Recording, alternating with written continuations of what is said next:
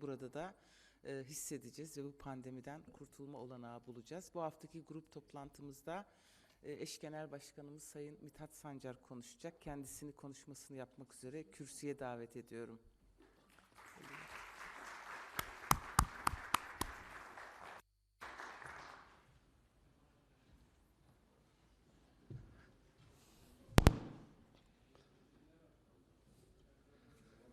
Sevgili arkadaşlarım, değerli basın emekçileri ve ekranlardan bizleri izleyen çok değerli halkımız.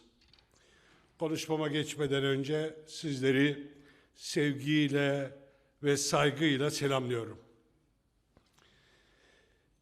Evet, Yaşar Kemal, büyük usta, dev çınar, bugün ölüm yıl dönümü. Ateşi yandıran kavdır, demiri döndüren tavdır.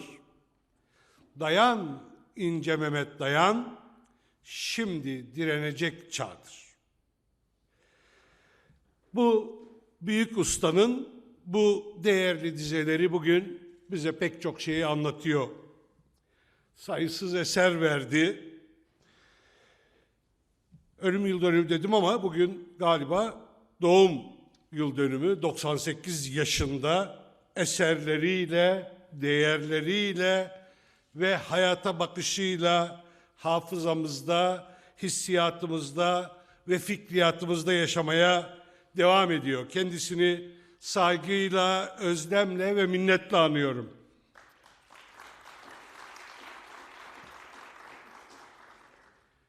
Tıpkı kendisinin de söylediği gibi, İnsan bu evrende gövdesi kadar değil, yüreği kadar yer kaplar. Yaşar Kemal'i bugün çok daha fazla hatırlamalı, okumalı ve anlatmalıyız. Çünkü o, benim romanlarımı okuyanlar savaş sözcüğünü ağızlarına almasınlar. İnsanları aşağılamasınlar, sömüremesinler diyen ve barış için emek veren bir hakikat anlatıcısı, bir adalet savunucusuydu. Kim halka haksızlık ediyorsa, kim gücüne güvenerek halkı eziyorsa, kim halkı sömürüyorsa ve kim halkın mutluluğunun önüne geçiyorsa, ben sanatımla ve bütün hayatımla onun karşısındayım diyen bir büyük bilgeydi. Biz onunla Demirciler Çarşısı'na gittik, kuşların gidişine tanıklık ettik, kale kapısında durduk, kan akan Fırat suyuna uzun uzun baktık, karıncanın su içtiği yerde durduk. Tek kanatlı kuşun mekanına anlam verdik ve İnce Mehmet ile direnmenin, haksızlığa karşı mücadelenin inancını yaşadık. Filler Sultanı ve Topal Karınca'da ise tekleşmenin, asimilasyonun, kutuplaştırmanın yıkıcılığını, aynı zamanda emek ve dayanışmayı iliklerimize kadar hissettik. Yaşar Kemal tüm eserlerinde değerli arkadaşlarım hep umudu anlattı. Çünkü böyle dilsiz, böyle düşmanca, böyle bölük pörçük dolaşmayacağız bu dünyada diyordu ve bunun için her şeye varan, bir şeyleri değiştiren bir dil bulmalıyız diye ısrar ediyordu. Onun dili umudun ve barışın diliydi. Bu dile inandığı için ve bunu söylediği için dünyada onur ve itibar kazanırken maalesef kendi ülkesinde mahkemeden mahkemeye sürüklendi. Diyalog kurmalıyız. Yoksa bunun sonu felakettir dediği için hayatı boyunca yargılandı. Zorbalık ve zulümden medet umanların toplumu nefrete ve şiddete boğduğu, topluma adeta savaş açtığı bu günlerde tekrar bu büyük ustaya kulak vermeliyiz. Diyordu ki her savaş Adı ne olursa olsun bir yıkım, bir ölümdür. İnsanlığımızı çürütür, vicdanımızı çürütür. HDP, umudu ayakta tutmak için, barışa ve özgürlüğe ulaşmak için yeni bir dil yaratmak gerektiğini bilen, bunun için mücadele eden bir halk hareketidir. Biz biliyoruz ki yeni bir dil yaratmadan yeni bir dil kurulamaz. İşte biz bu dili Türkiye'deki bütün ezilenlerle, ötekileştirilenlerle, mazlumlarla, emekçilerle, halklarla, inanç gruplarıyla birlikte mutlaka kuracağız. Bu dili kurarken yeni dünyayı da hep birlikte inşa edeceğiz değerli kardeşlerim.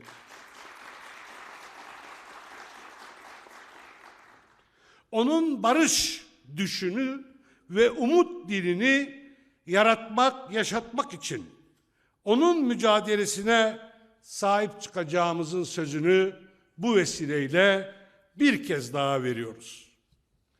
Sevgili arkadaşlarım, 2 Mart tarihi değerli Kürt şahsiyetlerden Melih Mustafa Barzani'nin ölüm yıl dönümüdür. Bundan 42 yıl önce sürgünde yaşamını yitiren Melih Mustafa bütün hayatını halkının özgürlük ve eşitlik mücadelesine adanmış önemli bir liderdir. Yürüttüğü büyük mücadele nedeniyle ömrü sürgünlerde, zindanlarda, büyük yürüyüşlerde geçen Melih Mustafa, Barzan Dağları'ndan Mahabat'a, Diyarbakır'dan Afrin'e kadar Kürt halkının yaşadığı topraklarda derin bir iz bırakmış ve bütün Kürtlerin hafızasında mücadelecilik kişiliğiyle büyük bir öncü konumuna erişmiştir. Kürt halkının birliği için büyük emekler vermiş olan Melih Mustafa Barzani, büyük bir mücadele geleneğinin önemli bir parçası, bir temsilcisi ve bir abidesi olmaya devam edecektir. Kendisini rahmetle ve minnetle anıyoruz değerli kardeşlerim. Ayrıca onun bıraktığı büyük mirasa HDP olarak her alanda sahip çıktığımızı da buradan bir kez daha ilan ediyoruz. Bu büyük mirasın en değerli parçası Kürtlerin ulusal birliği, Kürt halkının bütünleşmesiydi. Bu vesileyle özellikle Kürt halkının birliği ve kendi kimliğiyle, onuruyla yaşamını devam ettirmesi için en önemli konulardan biri olan ana diline sahip çıkma meselesini de hatırlatmak isterim. Evet, ana dili bir halkın varlığı ve onurudur. Bugünlerde bir kampanya yürümektedir. Bu kampanyanın başlangıcını Diyarbakır'da 9 Kürt Siyasi Partisi ile birlikte çeşitli girişimler, platformlar ve sivil toplum örgütleriyle birlikte verdik. İstediğimiz şudur: Kürtçe resmi dil olarak kabul edilsin, Kürtçe eğitim dili olarak kabul edilsin.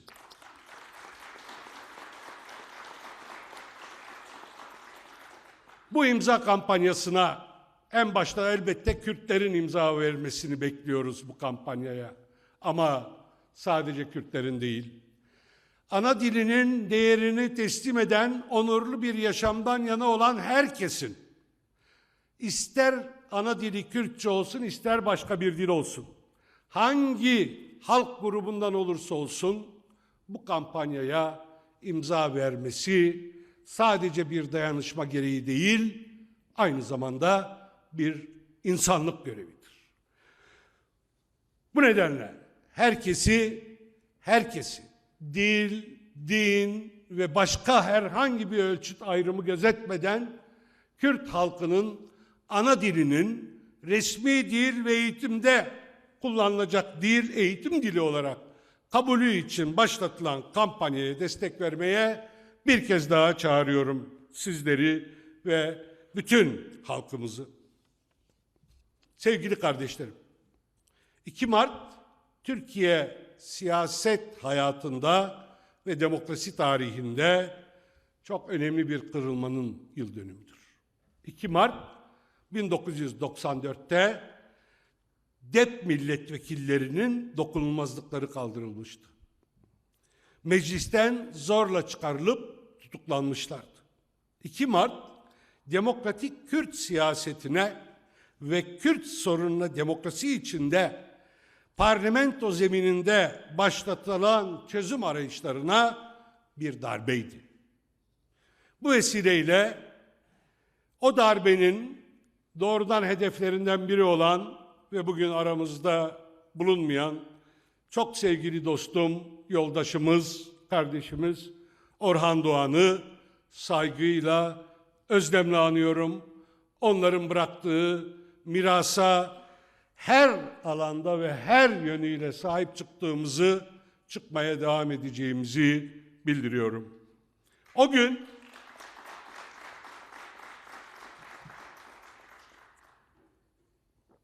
O gün DEP'lilerin dokunulmazlıklarını kaldırarak meclisi Kürtlerden arındırmaya, kendi kimliğiyle siyaset yapmak isteyen, kendi kimliğiyle ve onuruyla yaşamak isteyen Kürtlerden arındırmaya çalışanların amacı belliydi. Tıpkı bugün olduğu gibi Kürt halkının demokratik siyasal mücadelesini, barış arayışlarını ve eşitçe birlikte yaşam hedefini ortadan kaldırmak istiyorlardı. Kürtlerin demokratik siyasetten vazgeçeceğini sanıyorlardı. Peki ne oldu? DEP'liler tutuklanıp partileri kapatıldıktan sonra bu siyasal gelenek dalga dalga büyüdü. Her türlü gadre uğramış ama pes etmemiş bu siyasal gelenek imkansızlıklar ve zorbalıklar içinde başladığı yolculuğunu bugün milyonlarca insanla sürdürmektedir. Bugün de HDP şahsında Kürt halkının iradesini ve bütün ezilenlerin sözünü boğmak isteyenlere cevabımız şudur: dönün, tarihe iyi bakın. Tarihin aynasına bakmayı bilenler, bizlerin bu saldırı dalgasından, bu istibdat karanlığından daha da güçlü çıkacağımızı çok iyi göreceklerdir. İktidarın küçük ortağı bugün yine kapatma tehditlerini dolamış ağzına. Herhalde kendilerinin yolunu açmak için tek çarelerinin olduğunu biliyorlar. O da bizi kapatmak. Ama söylüyoruz tekrar, bizi kapatma çabası onları daha da küçültecek, bizleri daha da büyütecektir. Korkmaya devam etsinler. HDP umutla, inançla, kararlılıkla yürüyor, büyüyerek bu yolu yürümeye devam edecek ve eninde sonunda çok geç olmadan bu ülkenin yönetimine ortak olacak. Bunu böyle bilsinler.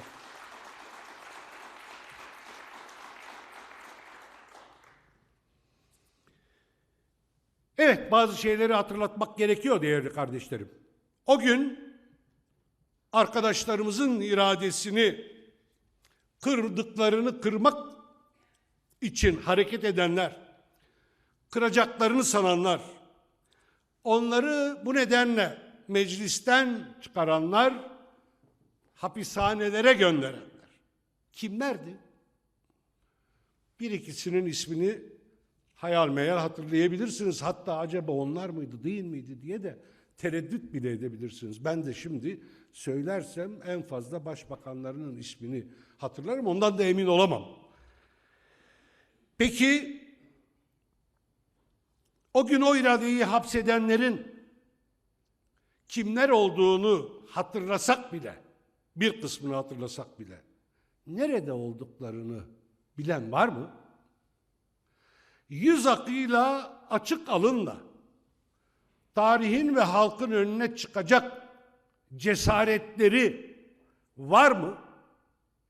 Biz çok iyi yaptık, iyi ki böyle yaptık deyip açıkça konuşabiliyorlar mı? Hayır, ama biz açık konuşuyoruz.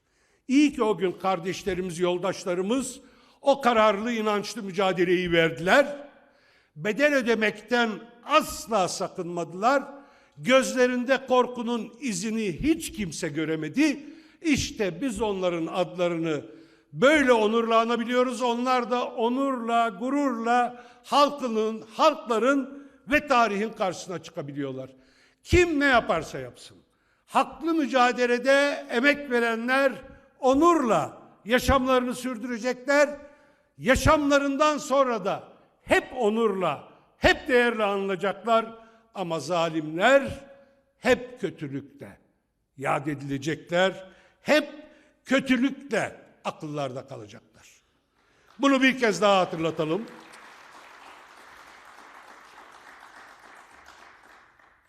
O gün arkadaşlarımıza kelepçe takanların hiçbiri yok ama işte bizler buradayız. Milyonlar burada. Ve daha da çoğalacağız. Bundan bizim şüphemiz yok. Onlar da emin olsunlar. Çoğalıyoruz, çoğalacağız. Güzelliği çoğaltıyoruz, kötülüğe karşı iyiliği büyütüyoruz. Zulme karşı adaleti savunuyoruz. Baskıya karşı özgürlüğe sarılıyoruz. Ayrımcılığa karşı eşitliği yüceltiyoruz, yükseltiyoruz. Buradayız, burada olacağız. Bundan hiç kimse zerre kadar şüphe duymasın sevgili kardeşlerim. Bu iktidar o zamanki o zalim uygulamaların ve o uygulamaların arkasındaki zihniyetin temsilciliğini daha da karanlık bir şekilde yürütüyor. Bugünkü iktidar 2 Mart darbesini yapan iktidardan hiçbir konuda farklı değildir. Onlardan daha da kötülük dolu anlayış ve siyasetle yönetmeye çalışıyor. Bu sabah bir belediyemize baskın haberiyle uyandık. Erzurum Karaçoban belediyemize baskın düzenlendi. Eş başkanımız gözaltına alındı. Evet, biliyoruz bu baskından sonra neler geliyor. Bir kayyum hazırlığı. Farkındayız. 28 Şubat'ın yıl dönümünde darbelerle hesaplaştığını iddia eden, darbenin mağdur olduğunu söyleyen iktidar, 28 Şubat iktidarından, zihniyetinden daha da zalim pratiklere imza atıyor. O nedenle 28 Şubat'ın akıbeti ne olduysa bu iktidarın da akıbeti o olacaktır. Bundan da hiç kimse şüphe duymasın. Sevgili kardeşlerim, 28 Şubat demişken darbeyle hesaplaşma öyle kolay bir iş değildir. Herkesin becereceği bir şey değildir.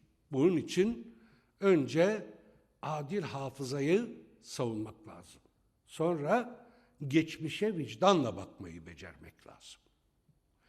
Bu iktidarda bunların hiçbiri yok, tam tersine. Hafızayı çarpıtmak ve kendine göre yeniden kurgulamak için her yolu mubah gören bir anlayışa sahiptir. Ayrıca vicdan bu iktidarın sahiplerinin yanından yakınından geçmiyor. O nedenle 28 Şubat'ın mağdur olduklarını iddia etmeleri kara bir mizah örneği olabilir ancak. Bir önemli filozofun bir sözünü hatırlatayım. En kötü zalimler maalesef çoğu zaman eski mazlumlardan çıkar diyor. Evet, zulmün en kötüsünü bir zamanlar zulme maruz kalanların yaptığı zulüm oluşturur.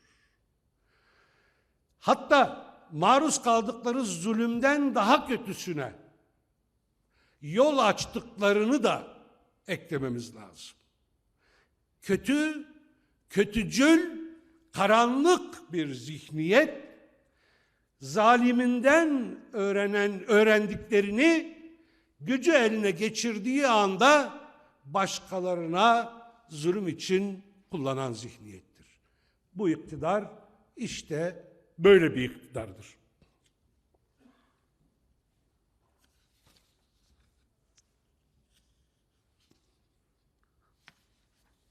Değerli arkadaşlar,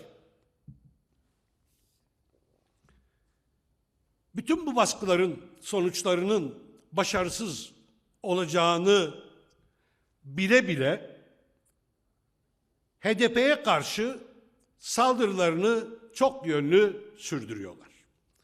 HDP'yi siyasetin dışına itmeye, demokratik siyaset kanallarını tıkamaya çalışıyorlar. Biz bu politikaların gayesini gayet iyi biliyoruz. Oyunlarını görüyoruz.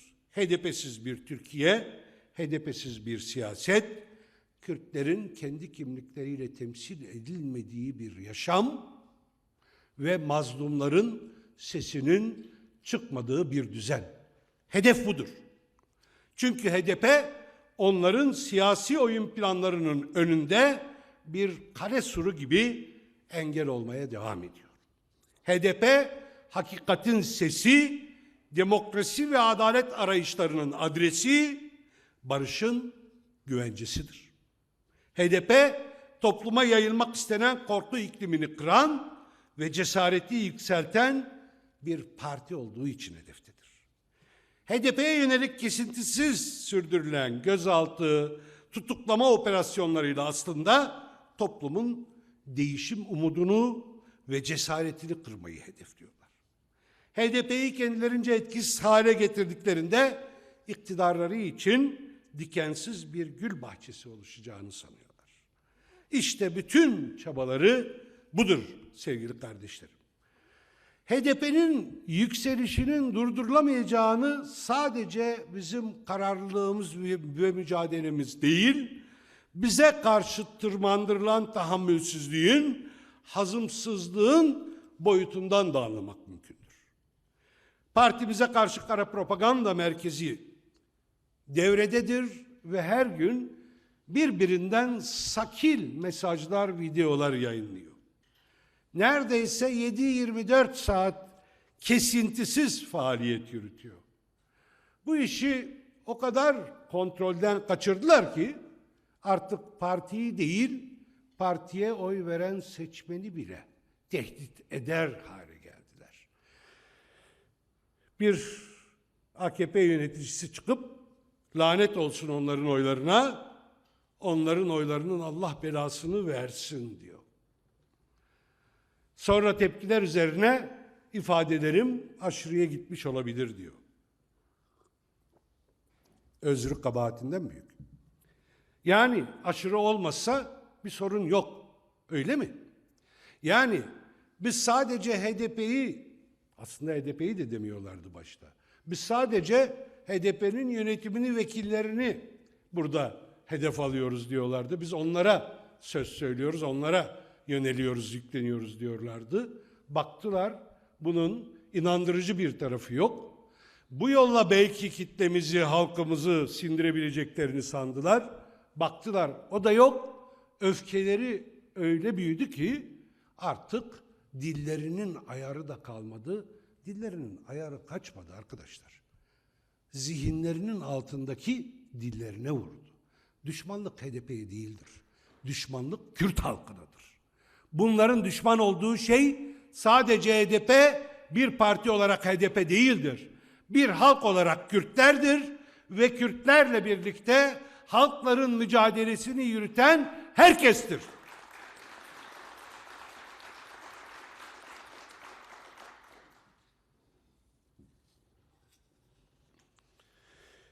Kendilerine yönelik en küçük eleştiriye dahi en sert tepkiyi veren AKP yöneticileri ve iktidar temsilcileri bu hakaretler karşısında suskun kaldılar. Tek söz söylemiyorlar. Bir tevil bile yok. O zaman soruyoruz. Sizler o sözleri sarf eden Genel Başkan Yardımcınızın arkasında mısınız? O sözleri onaylıyor musunuz? Gerçekten halka lanet okuma, sizin için normal mi, meşru mu? Buyurun çıkın cevap verin. En tepeden, Cumhurbaşkanı'ndan AKP yöneticilerine kadar. Herkes bu sorulara cevap vermek zorundadır. Cevap vermediğiniz takdirde Özhaseki'nin sözlerinin aynısını benimsemiş olursunuz. Bunu ikrar etmiş olursunuz. O nedenle tartın biçin. Hangi sözlerle savunacaksanız buyurun açıkça çıkın savunun. Savunmuyorsanız çıkın halktan ve bizlerden özür dileyin.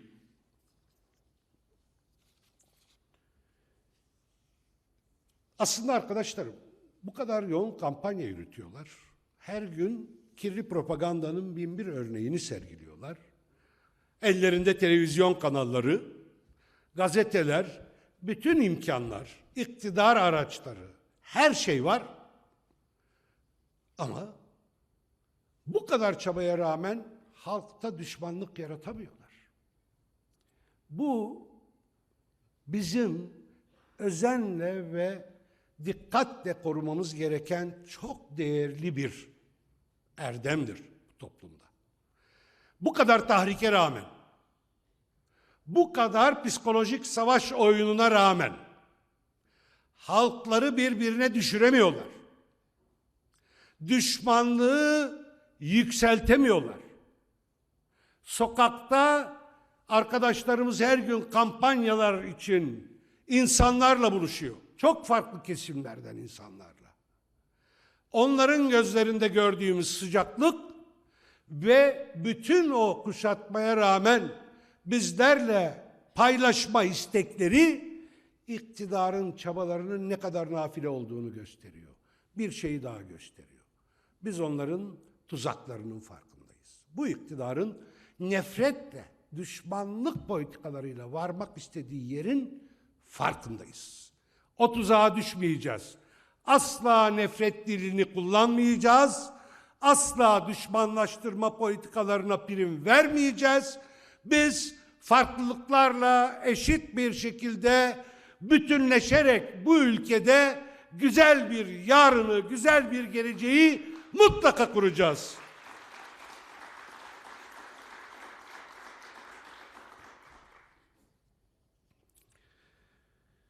Onlar ne yaparsa yapsın, saldırılarına devam etsinler, kapatma tehditleri savursunlar, yok efendim fezlekeleri tartışsınlar. Bizim gündemimiz halktır. Halkın yaşadığı temel sorunlardır bizim gündemimiz. İşsizliktir, yoksulluktur, adaletsizliktir, savaştır, çözümsüzlüktür, despotluktur, soygundur, talandır, yalandır. Biz bunları gündemimizden bir anı bile çıkarmayacağız ve bütün bu alanlarda mücadelemizi kararlılıkla sürdüreceğiz. Hiçbir tehditlerine, hiçbir kara propagandalarına kulak asmayacağız. Bütün parti çalışanlarıma buradan sesleniyorum.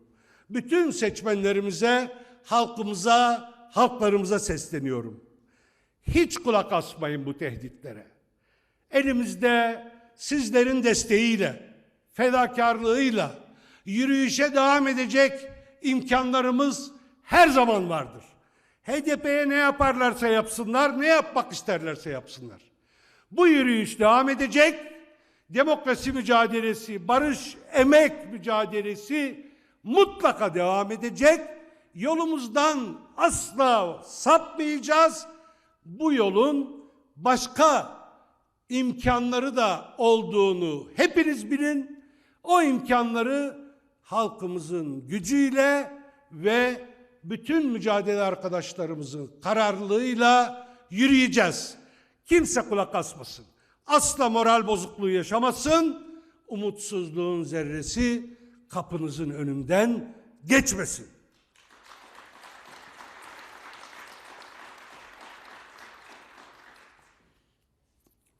Herkesin bir gerçeği iyi görmesi gerekiyor değerli arkadaşlarım.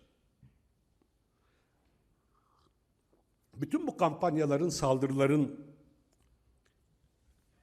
sadece HDP'ye yönelik olmadığını ısrarla söylüyoruz. Bazen bu sözlerimiz yanlış anlaşılıyor.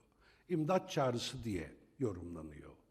Yalnız kalmamaya karşı bir çırpınış olarak değerlendiriliyor. Öyle değil arkadaşlar. Özellikle demokrasi güçlerine, muhalefet partilerine buradan bunu bir kez daha dostça hatırlatmak isterim. Bizim arayışımız, bizim imdadımıza yetişin çağrısı değildir. Biz direnmeyi de biliriz, bedel ödemeyi de zaten bu yola çıkarken göze aldık. Bizim meselemiz bu ülkenin geleceğidir. Bizim meselemiz bu ülkede hakça, adilce, onurluca, özgürce bir yaşam kurma mücadelesidir. HDP'ye saldırılar işte bu umuda yönelik, bu hedefe yönelik saldırılardır. O nedenle birlikte olalım diyoruz. O nedenle adaletten, o nedenle demokrasiden yana derdi olan herkese, her imkanda sesleniyoruz. Bir araya gelmek için herkes ortak paydalarda çaba harcamayı sürdürsün. Biz hazırız. Bu konuda demokrasiden yana bir zerre derdi olan, adalet isteği olan, barış özlemi olan herkesle bir araya gelmeye hazırız. Üzerimize düşen her türlü sorumluluğu yerine getirmeye hazırız. Görevlerimizi demokrasi için, barış için, eşitlik için, emek için, onur için en son noktaya kadar yerine götürmeye hazırız. Bunu herkes böyle anlasın lütfen. Arayışımız bu karanlık gidişata, bu zulüm yönetimine hep birlikte dur deme arayışıdır. O nedenle bizim isteğimiz halkın, bütün toplumun, bütün halkların refah içinde, özgürlük içinde yaşayacağı geleceğin yolunu açma çabasıdır.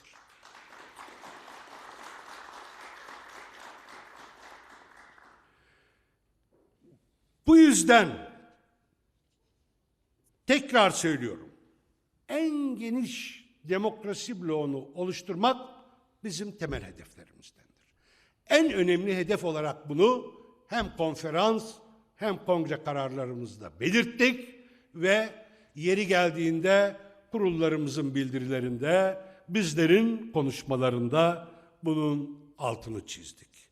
Bugüne kadar olduğu gibi bundan sonra da aynı kararlılıkla bu hedefe doğru mücadeleyi, yürüyüşü devam ettireceğiz. Buradan milim sapmayacağız. Bunu bir kez daha hatırlatmak isterim. Ve eğer gerçekten biraz önce söylediğim gibi onurlu bir gelecek, demokratik bir ülke, özgür bir toplum isteğimiz varsa,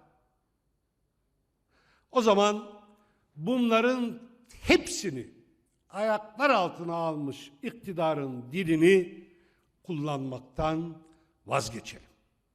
Hiç kimse iktidarın dilini kullanarak HDP'ye yönelmesin. Çünkü böyle bir tavır sadece iktidarı güçlendirir. Bu dili kullananların bu hedeflerde samimi bir iradeye sahip olmadıkları şüphesini büyütür. Bizlerin bu karanlık, bu ağır baskı döneminde böyle bir lüksü yoktur arkadaşlar. Hiç kimsenin böyle bir lüksü yoktur. O yüzden tekrar çağrı yapıyoruz, tekrar söylüyoruz. Bıktırasıya da söylemeye devam edeceğiz. Gelin en geniş demokrasi bloğunu oluşturalım. Sevgili kardeşlerim, bu bereketli topraklar emeğiyle geçinen halklar için cehennem haline gelmiştir. Yaşar Kemal'in bereketini anlattığı onurlu insanların yurdu, tekçi iktidar sistemiyle ve rant sömürü düzeniyle bir yoksulluk ve açlık cehennemine dönüşmüştür. Bir zamanlar hayat pahalı, bu zamlar ve hayat pahalılığı karşısında pazara, markete giden herkes gidebiliyorsa, her gün yeni bir zam furyasıyla karşılaşıyor.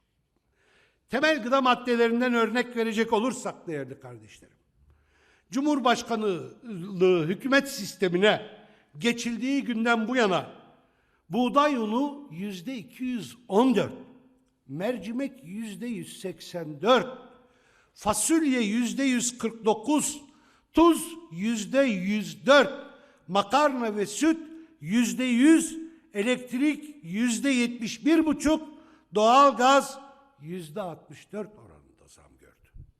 Süt ve bebek maması bile artık lüks mallar arasına katıldı. Sokakta süt yarım bardakla satılır oldu. İnsanların çaresizlikten intihar ettiği karanlık bir dönem yaşıyoruz. Son 2 ayda geçim sıkıntısı ve işsizlik nedeniyle 20'yi aşkın insan intihar girişiminde bulundu. 12 insanımız ne yazık ki hayatını kaybetti. Bir de pandemi şartlarında mağdur olan esnaflarımız var ki dertleri dağları aştı. İktidar Partisi'nin kongre salonları tıklım tıklım dolarken o salonların yanındaki lokantalar ve çay ocakları kapalı.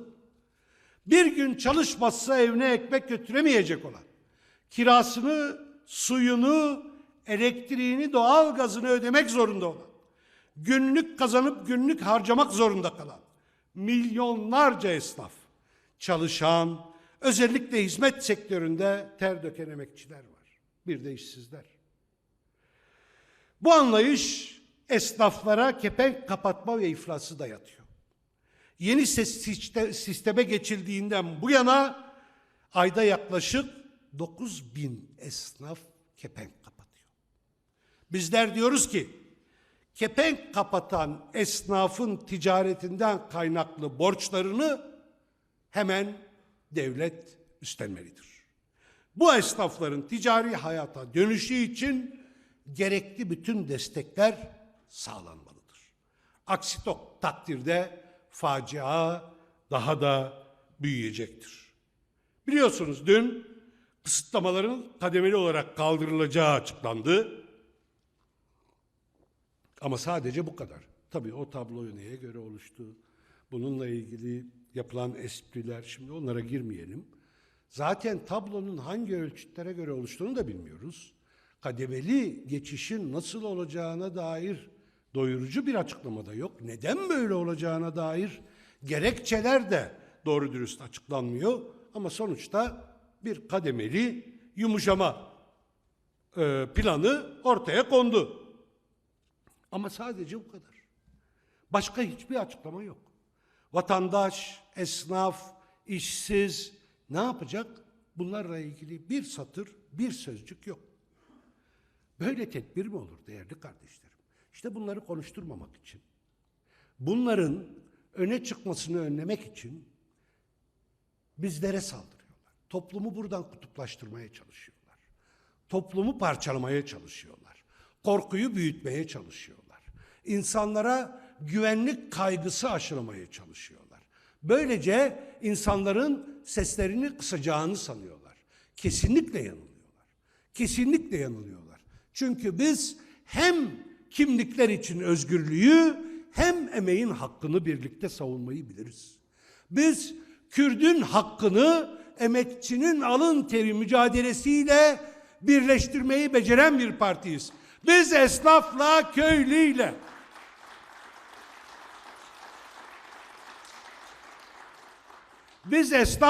köylüyle, Aleviyle, Sünniyle, Kürtle, Türkle ve bütün diğer inanç gruplarıyla, bütün halklarla birlikte onurlu bir yaşamın mücadelecileriyiz. Eğer bunu daha da ileriye götürebilirsek, sevgili kardeşlerim, inanın aydınlık günler hiç uzak değil. Emekle özgürlük, ekmekle aş, birbirinden koparılamaz. Eşitlikle ekmek, özgürlükle aş birbirini tamamlar. İşte o nedenle bütün ezilenlerin, bütün sömürülenlerin, hangi açıdan baskı, zulüm görürse görsün, bütün insanların bir araya geleceği adres bellidir. Bu adres burasıdır. Bu adres HDP'dir. HDP bütün ezilenlerin evidir, mücadele kapısıdır, ışığıdır, umududur.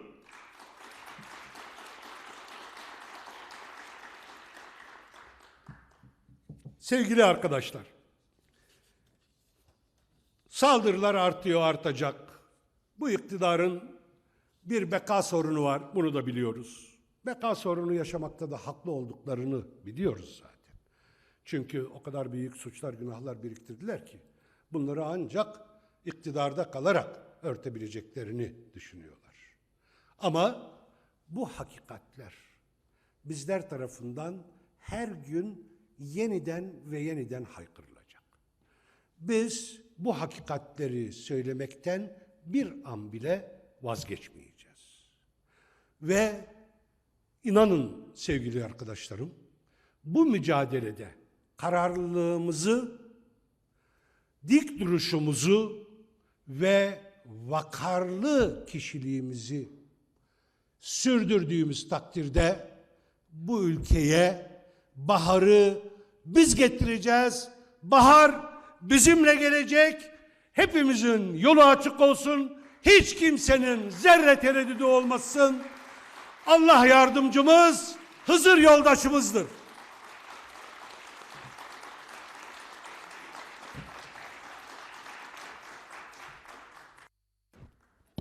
Evet, grup toplantımız bitmiştir. Çok teşekkür ediyoruz. İyi bir hafta diliyoruz.